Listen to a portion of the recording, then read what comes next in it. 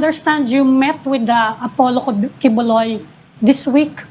Yesterday Ano po ibang last night. kinalabasan ng meeting niyo? And tanong ng lahat ngayon, is he going to face either the Senate or the House of Representatives? We will know that po because to the extent that I can reveal it to the public without compromising a lawyer-client relationship, hindi lang naman po ako actually ang nakipagpulong kay Pastor Apollo Kibuloy. We have a legal team sapagkat marami naman pong matters na hinahandle, and all of the teams reported back to him, yung sa Senate, kami sa House, yung sa mga ibang mga kaso, and we discussed with him the options available to him after thoroughly studying all the statutes and jurisprudence, including ruling case law, and we laid down the options available to him at this moment for him to be able to make an informed decision about all of those matters. Okay. Ano po kaya yung mga options na yon? And ano po kaya yung pinakamalapit na napupuso ang option ni Pastor Kibuloy?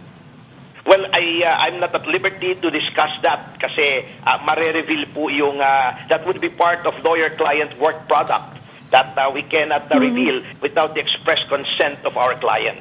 Ang kahapon po, ang sabi niya sa akin, after we have laid down the options to him, he will go on a period of prayer and contemplation to ask for divine guidance on how best to approach the issues he's facing. Okay, you won't exactly say, attorney, that he is in hiding. You won't say that. So what? Paano naman with hiding? Nagpakita nga sa amin.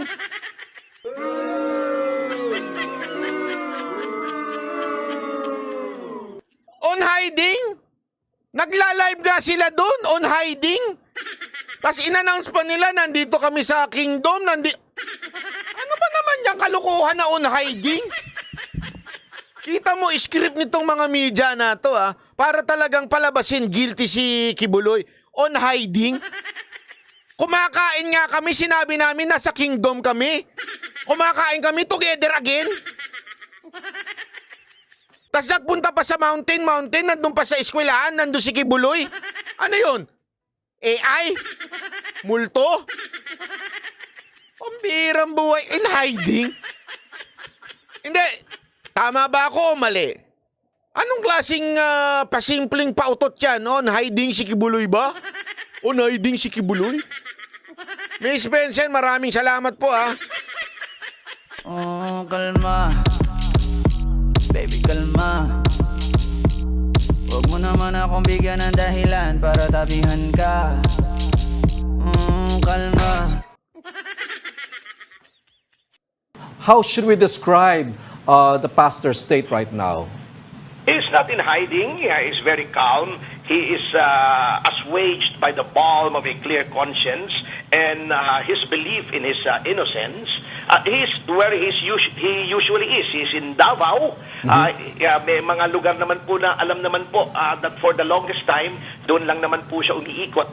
Yung Glory Mountain, Prayer Mountain, yung malapit po sa airport kung saan nandun yung Kingdom, where the Kingdom of Jesus Christ has administrative offices. Yun lang naman po siya paikot-ikot. Kaya nga ako natatawa dito Siguradong yung sagot ni Attorney Topacio na Pastor Kibuloy is praying. Sigurado inis na inis yung mga kalaban niya dito, no? Ang galing din mag-troll nito ni Pastor Kibuloy. I know na he's serious naman siya doon sa sinasabi niyang he is praying. Pero siyempre, yun yung mga bagay na ayaw madinig ng mga demonyo Di ba? Yung mga demonyo ayaw marinig yan, nananalangin.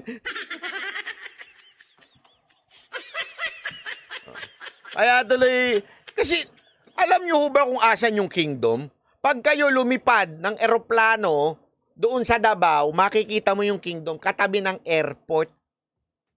Paano ka magtatago kung doon kami nag-dinner, nandun yung eskwelahan na inikot sa kanila? Amelia, salamat po. Andun sa tabi ng airport. So kung gusto nyo ipahuli, pupunta lang yung NBI, police, sa tabi ng airport, katabi.